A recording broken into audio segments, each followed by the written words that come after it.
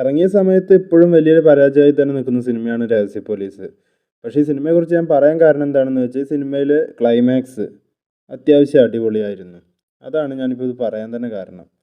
പിന്നെ ഈ പടത്തിനെ പറ്റി പറയുകയാണെങ്കിൽ, നാട്ടിലൊരു കൊലപാതകം നടക്കുന്നു. അത് ആ നാട്ടിലെ സ്റ്റേഷനിലെ പോലീസ് അന്വേഷിക്കുന്നു. കൂടെ ഒരു ക്രൈം ബ്രാഞ്ച് ഓഫീസറും വരുന്നു. ശേഷം നടക്കുന്ന അന്വേഷണങ്ങളും ആരാണ് പ്രതിയെന്ന് കണ്ടെത്തുന്നതൊക്കെയാണ് സിനിമയുടെ കഥ.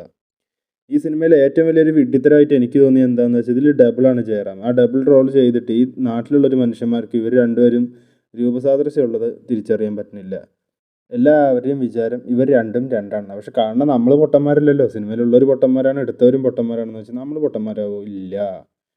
പിന്നെ ഇപ്പം എന്താ അതിൻ്റെ ഒരു പ്രത്യേകത എന്ന് ചോദിച്ചാൽ, ഇതുപോലെ ഒരുപാട് വെട്ടിത്തരങ്ങൾ ഈ സിനിമയിലുണ്ട്. ഒരുപാട് ഇല്ലോജിക്കൽ സീൻസ് ഉണ്ട്. ഒന്നിനോട് ഒന്നിന് കണക്ഷൻ ഇല്ലാത്ത കുറേ രംഗങ്ങൾ വരുന്നുണ്ട്. എന്തിനാണെന്ന് പോലും അറിയാത്ത കുറേ പ്ലോട്ട് ട്വിസ്റ്റുകൾ, ഒരു അവിഹിതം. ഇതൊന്നും ഈ സിനിമേനെ ഒരു തരത്തിലും സപ്പോർട്ട് ചെയ്യണില്ല. എന്നിരുന്നാലും അതൊക്കെ ഈ സിനിമയിൽ വേണം. കാരണം എന്താ വെച്ചാൽ, ഒരു കീഴ്വഴക്കാവുമ്പോൾ അതൊക്കെ വേണ്ടേ? അതാണ് ഈ സിനിമയുടെ ഒരു പ്രത്യേകത. നല്ലൊരു ഡോറാഗുണ്ടായതുകൊണ്ട് തന്നെ സിനിമ കണ്ടിരിക്കാൻ നല്ല രസമാണ്. മലങ്കൾട്ടായിട്ട് എൻജോയ് ചെയ്യാം.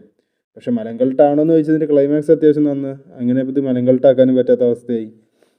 എന്തായാലും കണ്ടിരിക്കാൻ രസമുള്ളൊരു പടമാണ്. അങ്ങനെ പോകും.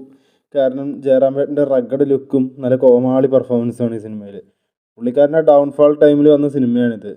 ഈ സിനിമ ഡയറക്റ്റ് ചെയ്തിരുന്നത് കെ മധു ആയിരുന്നു, എസ്.എൻ. സ്വാമിയും. അവരൊക്കെ കാരണം ലെജൻസാണ്. കാരണം ഒരു ടൈമിന് അവർ ചെയ്തിരുന്ന സിനിമകളെന്ന് പറഞ്ഞാൽ വേറെ ലെവലാണ്. CBI സീരീസൊക്കെ ഒരു ടൈമിന് കത്തി നിന്നിരുന്ന ആ 3-ാം മുറ, ദൗത്യം, 20-ാം നൂറ്റാണ്ട്, അങ്ങനെ എത്ര സിനിമകൾ അവർ ചെയ്തു വെച്ചിട്ടുണ്ടെന്ന് അറിയാം.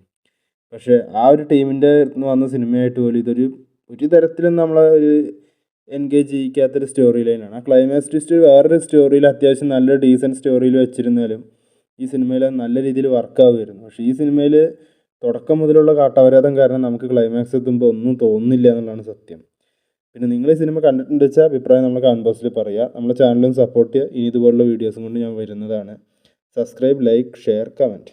SSLC ഒന്ന് ചെയ്തോളൂ, നല്ലതാണ്.